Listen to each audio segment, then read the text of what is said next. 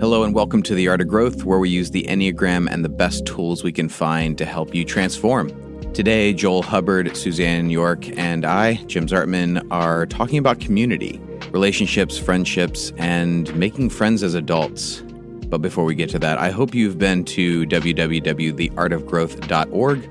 We have free assessments there to help you on your journey. And you can also sign up for our newsletter so you don't miss some of the extra content that comes out, like this week's email about I wish I didn't care so much what others thought of me. Our weekly newsletter is the best way to keep up with what we're doing and what's coming up. And there's some cool stuff coming up. But for now, let's jump into this conversation that Joel, Suzanne, and I have about community.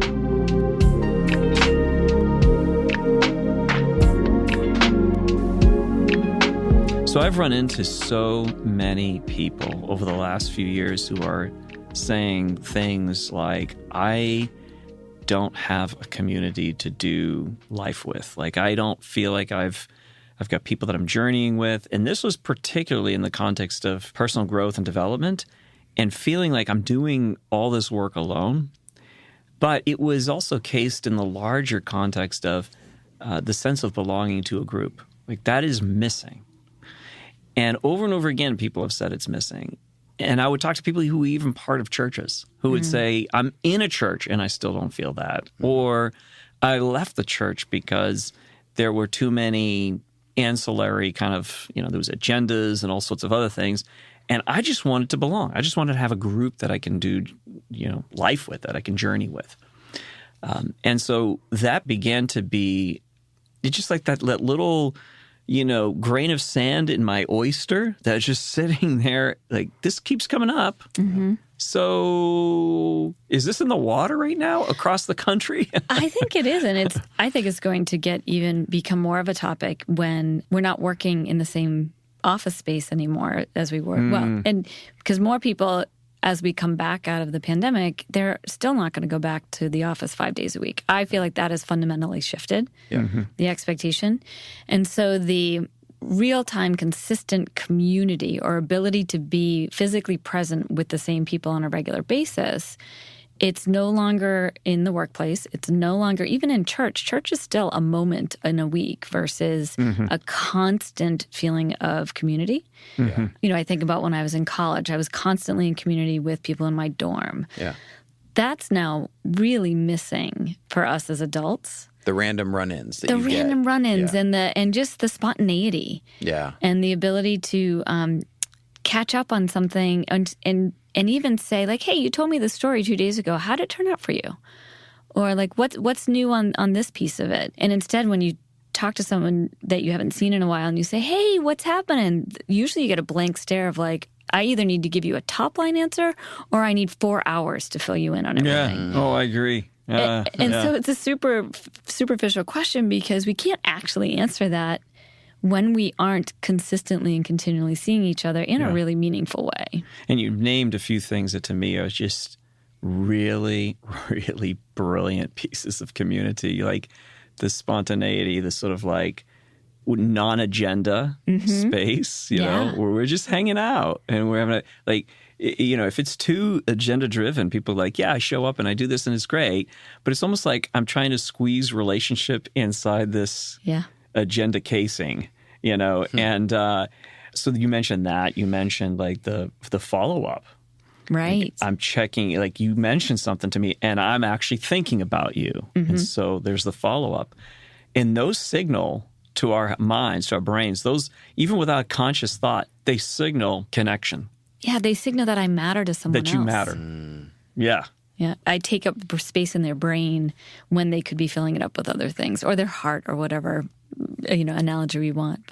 Yeah, that's so good. And so these are some of the ingredients that are currently missing. And you mentioned the workplace now shifting. Mm-hmm. And the scary thing is that on one hand, it's really good that we're learning to be more efficient in some senses, perhaps, although that's still debatable as to whether that's actually efficient and effective.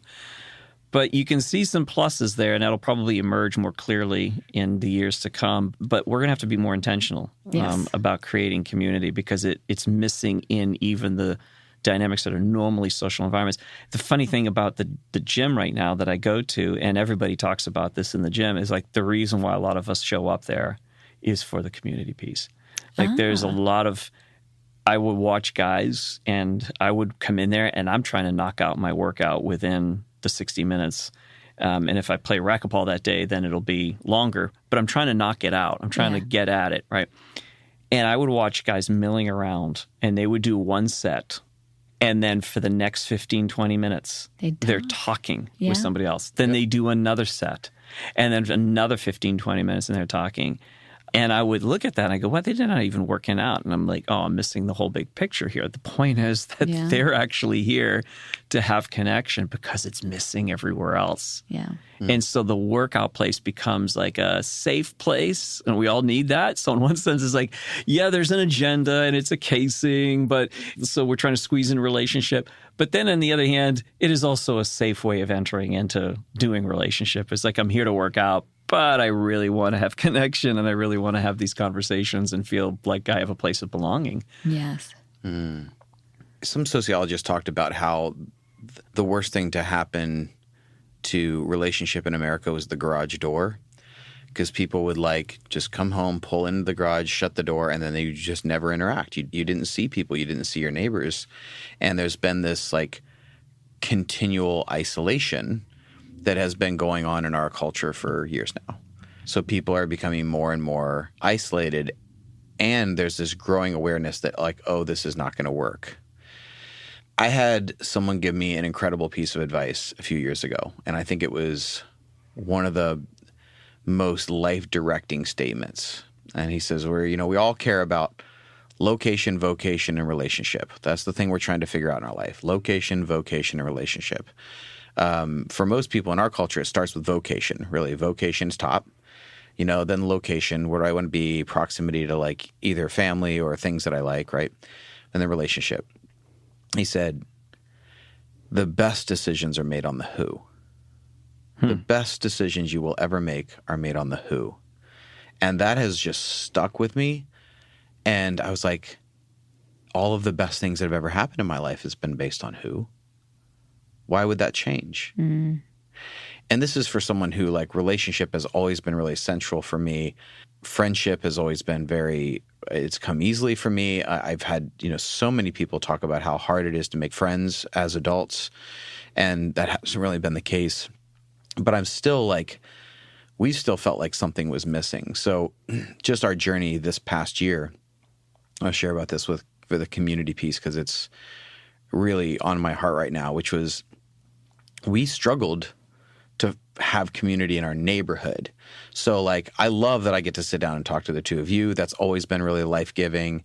I have my friend Jim and Laura, the three of us will sit down. So I have a couple like triads in my life that I feel are really life-giving or really great. But like, there was this piece on us that were like, I can create it for myself. I always will. But it's not going to be as easy for my family. And it's especially not going to be easy for my kid who like can't just like get on their car and go visit friends, right? Right. Or even on their bike. So we didn't have it in our neighborhood. And we were visiting some really good friends of ours in D.C. who lived in Alexandria. And they lived in this like amazing neighborhood. And the kids would just show up at each other's houses. Like the whole time we're there, we're their guests. And there's still neighborhood kids popping in the whole time. And they're chatting with the parents. And they have like walkie-talkies so their kids can just like go into like different parts of the neighborhood. And my wife and I left that trip and we're like, we need to move. We need to be in a neighborhood that reflects this. And because to me, there's like, I can create friendship, I can create circles, but community in this, in a proximity thing started to grow for us. Like, and to me, that's sort of like the almost pinnacle-ish. So since we've moved like 3 weeks ago, there's like been so many different kids in our house because we already knew people in this neighborhood. There's been so many more like get-togethers and like, oh, I'm going to be doing this thing. Like, who wants to come? And somebody will come. And this is something that has been such a high value for us always, but I feel like we're just now kind of like living into. And I think for a lot of people, they're like, man, I just want to feel like I can talk to other people on a regular basis. Yes. So they'll go to the gym, they'll play a game and chat in between. They'll join clubs in order to just find that community, which I think is actually a really healthy thing. So my friend Jim, he coaches people as far as who want to start dating, and he asked them a question like, well, where does this person hang out? Where do they shop? Where do they do this? Where are they at? So this person, ends up joining an REI class that they did this camping trip so that they could have this community, the camping trip. Apps like Meetup, which I'm guessing took a major hit during COVID. Oh, they went virtual with a lot of them. Yeah. But this desire to like meet up in person, like all of this stuff is like, there's something that's literally psychologically healthy about just having that and trying to create that and moving toward that. Yeah. And the continual opportunity to talk to the same people means you can move beyond the small talk. Yeah. Because there's so many types, so many people I talk to, whether it's instinct, depending on the instinct or the type, where small talk is just painful. I'm like, I don't want to do it. Yeah.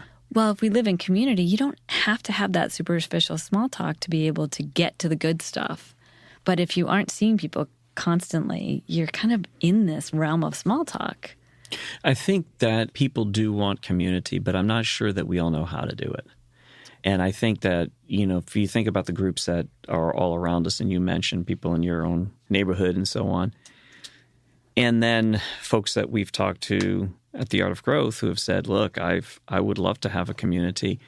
But there is a willingness for a lot of them to actually go into the deeper parts of what makes us connect. Like, for example, a little bit more vulnerability, a little bit more transparency. You mentioned, how about a little receptivity? Like if there's something I want to do or you want to do for me, like the ability to say yes to that and to welcome that into your life. Mm-hmm. Yeah, it's being willing to put forward what's going on in your life. Because again, if we don't see each other regularly, I have no way of knowing that something's happening with you unless you tell me, which not a lot of people don't want to do that or just don't think about doing that. And so that's the one thing is how can we share more about what's happening in our lives in a way that invites people to just be there? They don't have to solve it. They don't have to do anything, but they can be with you in the moment. And then if there is an opportunity for them to lend a hand in some way, to take people up on it. Because I think for some reason we've lost that and we feel there's this fierce need to be independent and to not accept help. Yeah, I think we're protective, though. I think it's a lot of it is like I'm trying to protect. Like I'm scared to actually do that. To accept help. Yeah, to accept help or to be more vulnerable or to have a deeper connection. Right? There's all kinds of things, and like to take the guilt or the shame off of all of us here is like we haven't done this. Yeah, we're out of practice. We are out of practice. That's exactly what came to my mind. Like, well, the more we do it, the easier it becomes. Yeah. The less we do it, the harder it is. COVID only accelerated what was already happening, totally right? I mean, did. we don't. Or did it reveal it? I think probably that too. Like it's done so much to increase the awareness of it. Yeah. Oh, increase the awareness. I think it did. Yeah. That we need that we are lonely. Well, I think in the beginning, I think some people were like, "This Relieved? is great." Yeah, there were some. Thank you. Oh, and the man, longer that's so we've true. been in it, now I think it does reveal the desire, the need.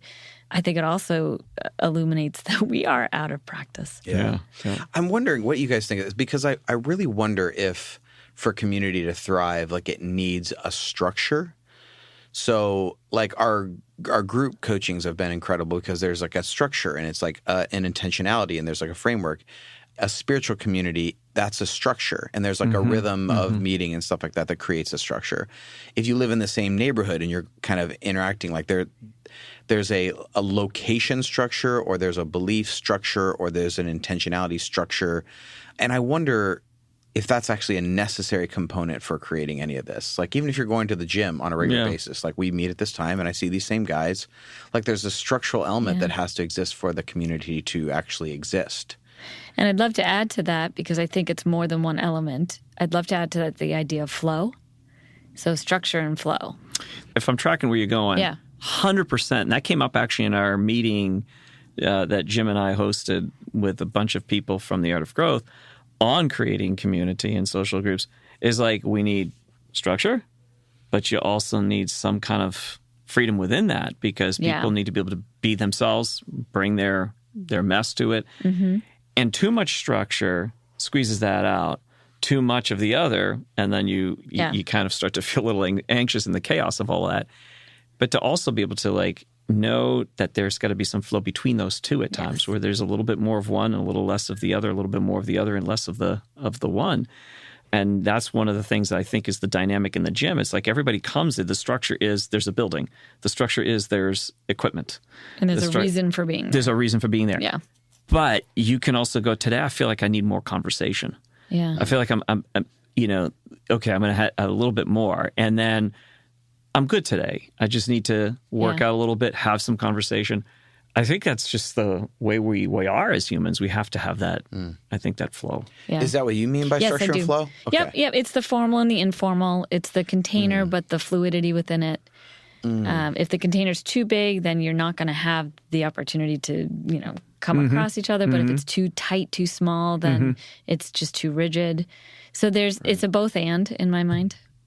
So to your point, you've got to have a reason for being, and that reason is structure in my mind. It's the container, and then you've got to allow for things to emerge without forcing it all. Yeah. There is that, but it's hard even in that, because there is an intentionality, a communal piece that has to come into play at a certain point, because this is one of the things about the isolation and what it's created and the problem it's created is that people pull back as soon as they have an issue. So when you're in real community, like you actually get support. And I think one of the reasons that people feel so lonely is even if they have friendships, they don't feel like they have support. They don't feel like they actually can ask for stuff. So we put this survey out on Instagram several months ago where we said, what is the hardest thing to say? And we gave 4 options. A, I apologize. B, I need help. C, I trust you. D, I love you. And we asked for their type, and it didn't matter the type. The hardest thing to say was I need help. And the thing is, if you're in a community, it's supposed to really be for mutual support and help. But the problem is, even though we have friend circles, we don't really have supportive community. So there's community, but then actually supportive. And you were sharing this, you tried to provide support for a couple neighbors, and it was I don't know. Yeah, and it's the I need help I can see is really hard to do. If someone offers you a concrete way that they can help you instead of, hey, let me know how I can help. But if they say something really, hey, let me do this for you, I'm seeing it's hard for people to accept the help, not only ask for the help. And by accepting help, you're creating that shared moment with someone else, and that other person feels great, and you feel hopefully good and supported. And so I'm seeing that as harder to come by. And maybe it's this moment, maybe it's me, maybe I'm not really sure. But that support is a two-way street. You've got to be willing to accept it. Wow.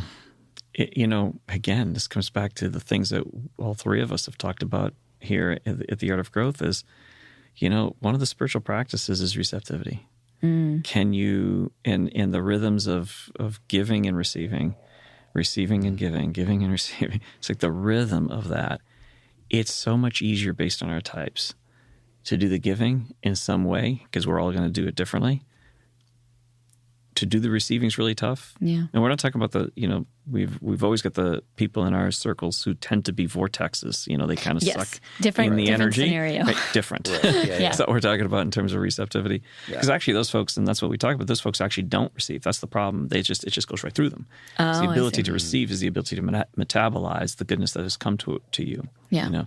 So I think in community, that's a huge one you brought up. It's definitely the support piece, and the ability to give and actually somebody receive that.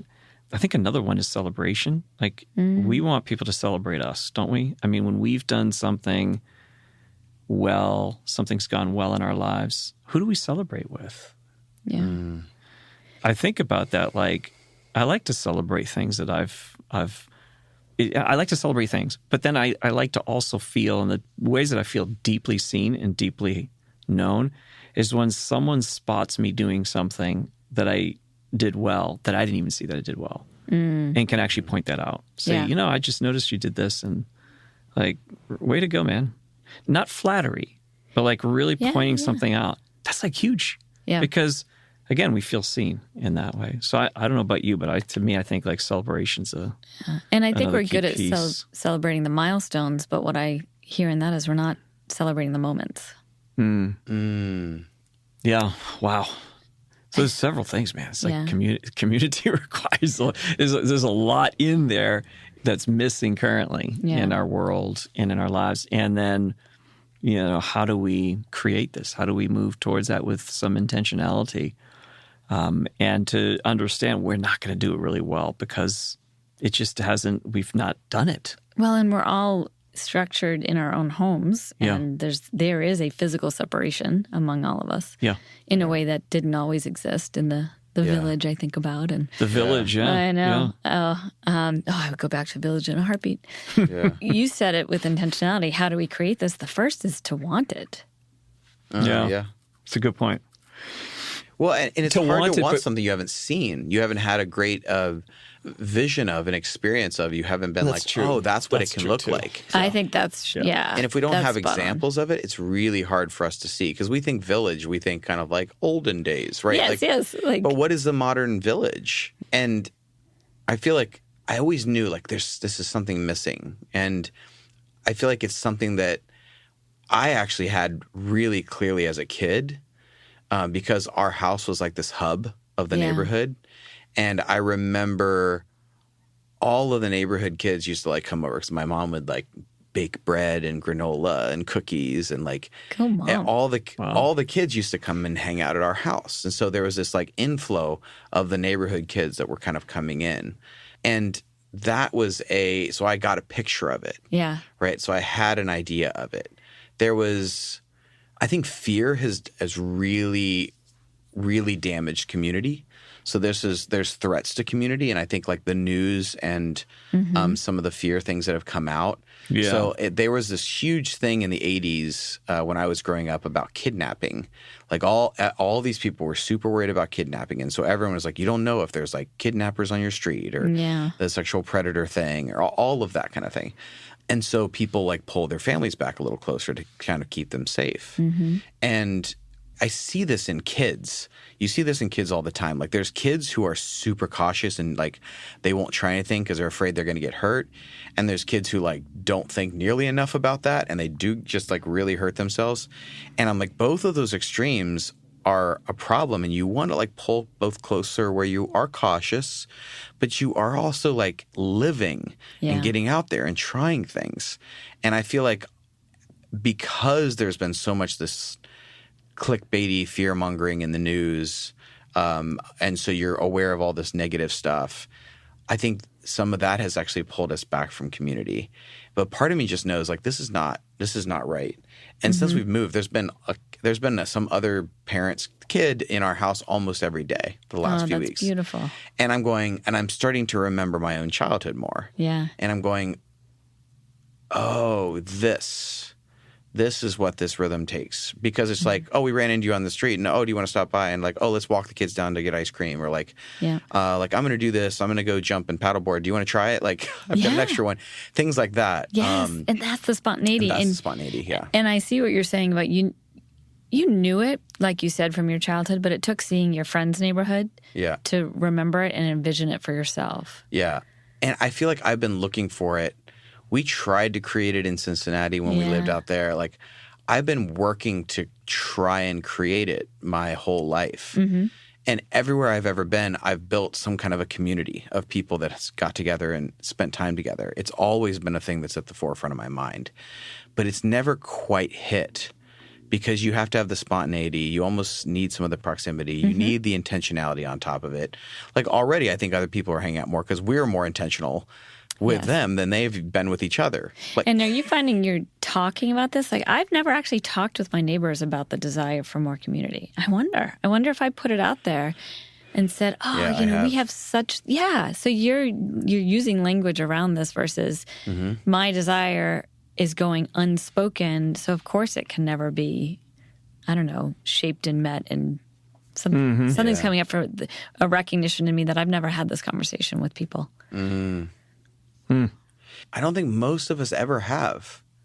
I mentioned in the last episode about haunting, and I feel like that's what it's been for me, is this haunting. Like, I know that I need this. It is. It's a longing. Yeah. It's like, I know this can exist. I know that I need this. And I know that like my kid really needs this. Right? I think about that for my kids all the time. That's the biggest. Because they're only, especially during the pandemic, they were only exposed to my husband and myself for a long time. Yeah. And that's not the complete picture. I want them to see different adults in different arenas and be taught different things and recognize that they can rely on others outside our family. Like, the kids, there's a big part of this for me, thing. clearly. You know, it's funny. I've talked to several parents, too, who have told me that the kids who were born, like right before the pandemic started, you know, that are like now 2. Yeah. I've had a few different ones now that I've talked to who are saying that kid's language skills is really struggling because they've only been interacting with the home family. Interesting. And we sometimes don't verbalize as much when we're all hanging out together. Right. But they're not out hearing as much. Yeah. They're not out like watching interactions as much. Fascinating. And so these 2-year-old kids, their verbal communication skills are really behind. Well, in our reading, even communication being more than verbal, our ability to read body language, to Social, read. Oh, You read facial cues, expressions? facial expressions, all of those things have taken a big hit. And that's been going on for COVID, again, that accelerated or however we want to say it and think about it. But prior to that point, because of the lack of community, we've all lost our ability to really, like Jim, you mentioned the 80s and this whole kidnapping fear. And what we began to do is isolate. And that was happening from the development of the suburbs.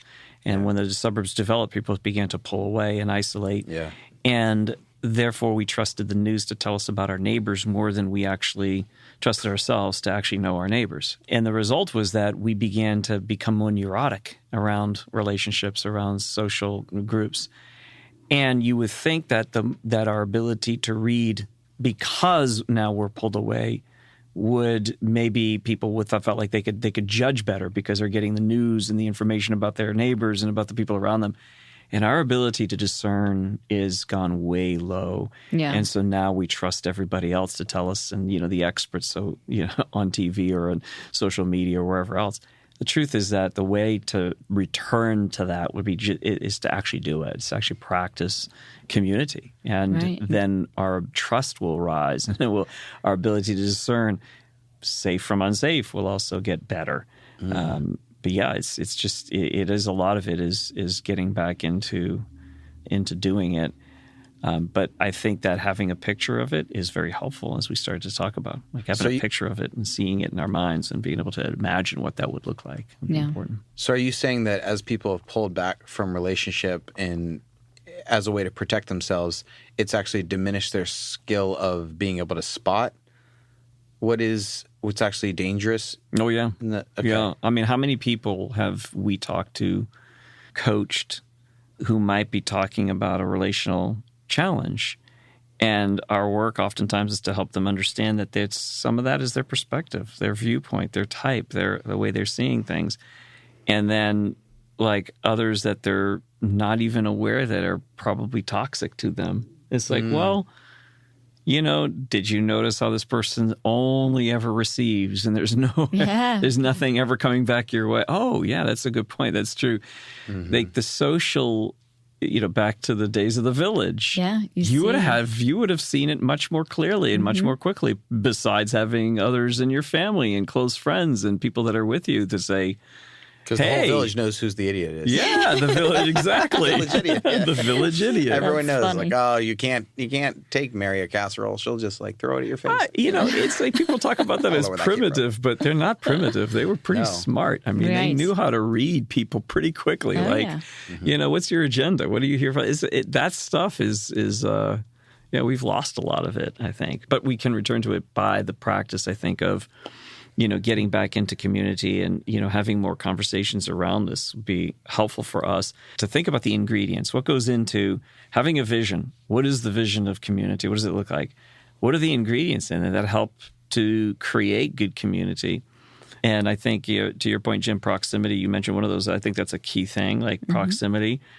For now, even having Zoom connections is better than nothing. Yes. But if we can, to also start to move more towards in-body, in-person, when it's safe to do so and doing it safely, but doing that as well, I think is key.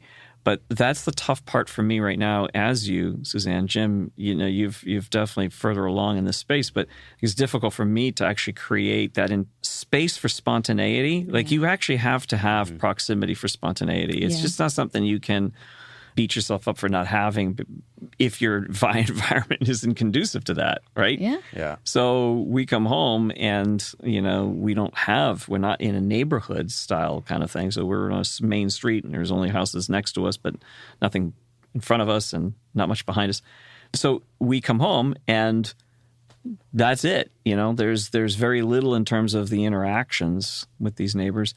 And yet I think to myself, there's still some intentionality I can take. And so like thinking more about what are some steps we can do to now create more deliberately these interactions with people. So I think that's very true. The piece that stands out for me is it's kind of a different dynamic than we've talked about, but I'm curious about the role of two working parents in community now. And what I think where I'm going with this is I see it in myself. I'm not with the kids all day long, so the evenings and weekends are so precious that I want to be with family. Mm-hmm. And then on the flip side, it also means that I'm not reaching out and being as spontaneous, or I'm solving for everything in my family, my neighbor solving for everything in their family. Well, what if we pooled some resources and helped each other? Yeah. But because we're otherwise occupied, we're not finding as much of those times to come together and talk in different ways. I've sort of lost the track of what I was saying, but something's coming up for me around this idea that our blocks of time are so different than they were years ago. Mm-hmm. Yeah. And I think that's very good that you say that, because I can imagine, a number of folks who are saying that's great, but here's my reality. My reality is this, and this. And, when am I going to do this? When am I going to carve out time for community? I'm a single parent. Yeah. And so how do I carve out time for community? I don't have that time. I have time to just work, take care of the kids, and repeat that the next day, And that is what it feels like, is a repetition. Yeah. And so any investment needs to have the belief that there's going to be a return on that investment. Yeah. And so that's, I think, what we would need to create first is an understanding of, hey, doing this is intended to make things easier. Mm-hmm. Right. I think that's what it comes down to is it does actually make things easier when you have that. When your kid can go home and hang out with that kid for a while and you have an extra couple hours that you don't having to manage like that time, it is hugely beneficial. But it's hard because it takes time to build that trust. It takes a rhythm of like, I've been around this person for a couple years, so I know kind of who they are and I understand how they work with their family, and there's shared values here and here and here, and all of that stuff. It takes sort of time and energy to witness that. And I just like that, the last 2 weekends in a row, both of you have brought your whole families down. We've all hung out on the beach. Amazing. And it's amazing. Yeah. And it's just there's no agenda. We're there for hours. The kids are actually outside. They're running around. They're not on devices. They're not on technology. They're playing and they're doing things and they're playing in the water. And it's great. That kind of stuff is okay, it has a structure. It's in a location. The location is pretty contained because everyone's just staying on the beach. Yeah, you can the see. water's here. There's you can see that where everyone is. The adults can have conversations. The kids get to play and be kids. And I'm like, these are little microcosms. Just feel okay, now how do you create more of this? I think, having some of these parents that have been on group coachings or whatever, it's their time and it's time for them that they take for themselves. And I think that's amazing and that's beautiful. But there's the realm of self, and how do you honor that? And there's the realm with your most intimates, like your family, and how do you really honor that? But this missing component is how do we honor the wider network? There's one book called The Strength of Weak Ties, or The Strength of Loose Ties, something like that. But it's about the looser network, the people and how beneficial that can be. And I think you nailed it when you said the first step is to want it. The first step is to go, I spot what's missing, because once I spot what's missing, I can start looking and I can start looking for ways to create it. And some people are really good at creating it. You're just natural. People are going to gravitate towards you. You're going to be great at creating it. Some of you aren't. And so you're going to look towards someone who is Yes. and see what they're doing. Like, it's really funny when I think back to the house we are living in now and the neighborhood and the friends and all this stuff. And we were in that play group our first year here. So that was 5 years ago. And it all happened because we saw this family at a restaurant that we were sitting close to, and they had a kid that was close to our daughter's age. I was like, I want to be friends with them. So I literally struck up a conversation with the next table at the restaurant.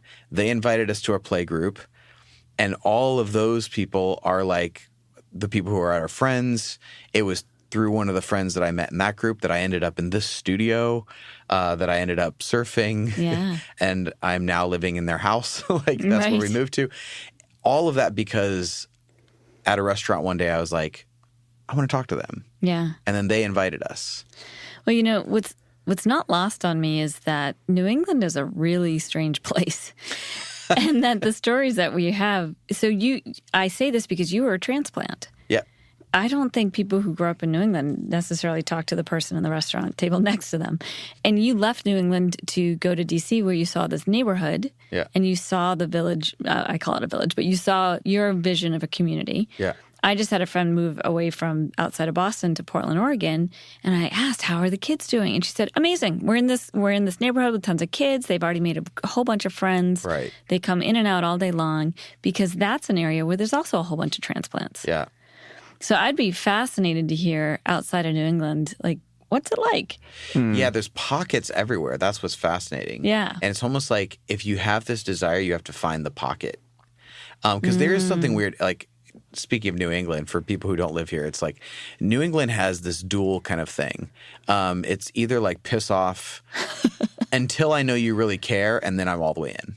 Right. Like, that's sort of it feels like the attitude in New England that I keep running into. Yeah. It's just like, I don't care what you think at all, and because I don't really know if You you gotta really break invest. in. Don't small talk me. Like, Yeah. But once you break in, oh my gosh, I've been looking for this. Yeah. But I think every location has its nuances that are a little bit more, they're quirky. They're quirky to that location. And there are pockets everywhere, though. Sure. So if you start with a desire and then you look for those pockets and you look for those little locations and you look for it based on what it is you're looking for, like, you'll probably come across something. But it takes that sort of building towards that. And we know that these are going to be the different elements of it. But I think we're going to be moving more and more towards greater community because I think we're all starting to feel a greater need for it. So thank you so much for joining us this week. And maybe pull out your phone and text somebody now that you could connect to. That would be a good connection that you know would have a positive impact. And just say, hey, can we chat? Can we get together? Most of us are longing for somebody to do that. So take a step of growth and be that for somebody today. Make sure you are subscribed to the podcast so you don't miss all of the good content we got coming up, including the next panel season that we are working on. Go to theartofgrowth.org to sign up for the newsletter or try out a one-on-one coaching session with one of us. It's really simple. Just from the website, you can jump on and schedule with Joel, Suzanne, or I and have a one-on-one session. And if you're at a moment of decision and you're needing a breakthrough in a particular moment, it's a great thing to do. But for this week, my friends, may you tune into the relational energy that you bring into the room. May you be intentional about the kind of relational energy you want to interact with, the kind that is a gift from you, and the kind that feeds your soul. May you love well and be bold in friendship, bold in something in our culture that we long for and need to increase not only our awareness, but how we prioritize our time. Be aware of those who are maybe in your circle of influence that you need to draw a little closer. Grace and growth, my friends.